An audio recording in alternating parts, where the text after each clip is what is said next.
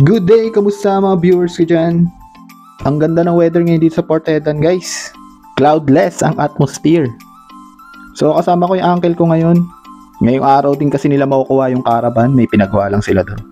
Mabilisang tour lang kami dito. So wala man tayong gaano nakikita rito sa Port Hedland, no? So sa mga hindi nakakaalam, ang Port Hedland ay isang probinsya sa Australia. Isa ito sa nagbibigay yaman sa buong Australia guys. Minahan ng iron ore dito makikita sa lugar na to. Ito na, medyo malapit na tayo sa pupuntahan namin ni Uncle. So yan nga pala yung uncle ko. At ito na nga, nakarating na kami sa lugar kung saan namin pipick upin yung caravan. So yan ang itsura ng caravan guys. Para yan sa mga mahilig mag-camping. May bed na yan, kitchen, mini living room, tapos shower room, tsaka toilet guys. Meron nga ako dito na ispatan na kotse oh. Baggy daw ang tawag dyan, sabi ni Uncle. Ang cute, no? Tara, pasok na tayo sa loob guys. Hindi lang pala caravan yung binibenta nila rito. Nagbebenta rin din sila ng mga boat, tapos mga ATV yun, no? Yung mga gamit sa beach. At disyerto. Yung ibang ATV, malalaki na rin, halos kasing lakihan na ng owner type jeep. Meron palang CF Moto dito guys, oh. Na ATV. Ganda rin. Pang off-road yung gulong niya, no? So dito naman sa kanan ko may golf cart. Gawa naman ng Yamaha. Another ATV. So yun yung presyo, $3,849 guys. Nakasave daw ng 1,000. Nice. So dito ATV ulit. So ito na, nasa loob na kami. So meron ditong pocket bike pang bata. Mura lang oh, tag 2,449 lang. So convert nyo na lang guys kung magkano yan sa pera natin. So ito naman pang off-road din na motor, pang motocross, 450cc, Yamaha WR. At syempre kung may mga tindang motor, hindi mawawala ang mga helmet. May LS2 brand, Shark.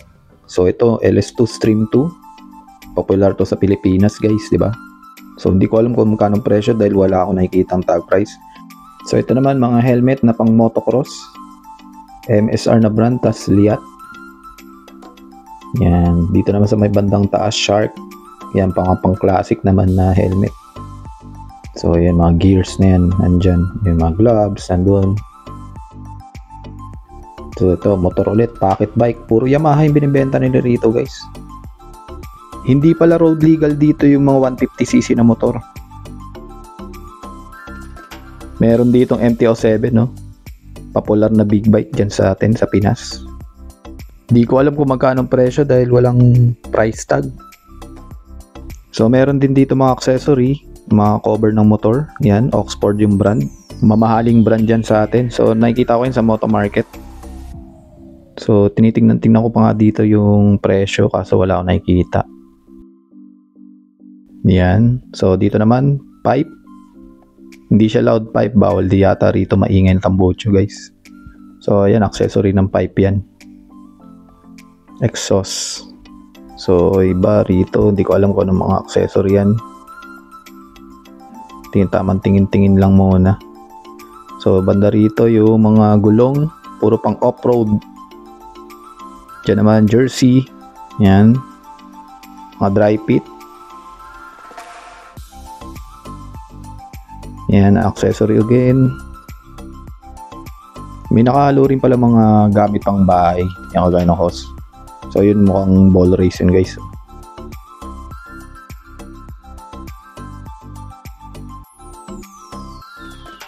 So ito yung mga langis, puro Yamaha, Yamalube. So dito naman yung gloves, tsaka grip. So ito na guys, palabas na kami.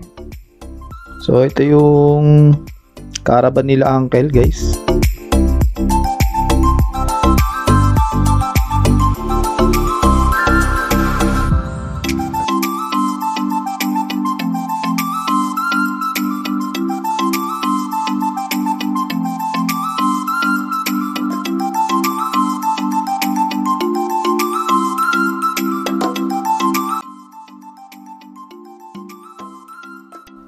So ito na yung caravan, set up na.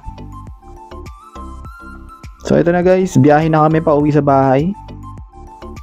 So yung natatanaw nyo na yan guys, yung zinuzoom ko na yan, yan ay asin. Ayun, nandun pa ibang asin, hindi pa nakakuha. Grabe, ang dami no. So yan, kita nyo naman yung kalsada rito. Konti lang yung mga sasakyan.